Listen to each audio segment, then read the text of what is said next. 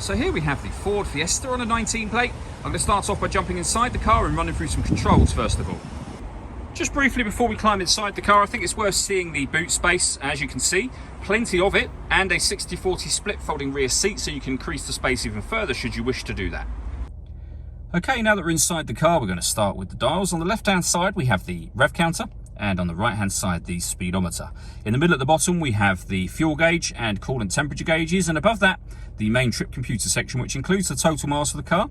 And you can see that they are 19,120. We have a digital readout for the speedometer being displayed there. You can change the information for various different pieces. So, for example, your trip computer, vehicle settings, your telephone, audio, and satellite navigation menus, and then back around to the beginning again. The buttons I was using to do that are just here. We have stereo controls and phone controls beneath that. Stereo controls continue on the left-hand side, along with cruise control and speed limiter. Over in the center is where you'll find the stereo itself. So on here, as you can see, we have satellite navigation. There's a full video showing how the sat-nav system works, and you can find that on our website and on our YouTube channel. You can go back to the home screen from up here. This is where you pay your phone. Search for your vehicle on your device and select it once it is found. Follow the instructions on screen from there.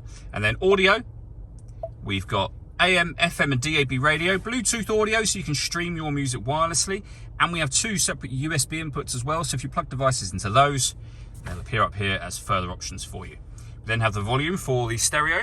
Working our way down from that, we have climate control, so you can adjust the temperature, the fan speed, the direction the air is being distributed. The air conditioning is on at the minute, so it's off, back on again. If you hit auto, the car will take control of the fan speed and direction of the air in order that it maintains the temperature that you've asked for. And you can override that manually at any point in time you wish to. You'll see that auto has now gone off. We have a heated rear screen and a proper heated front screen just there as well.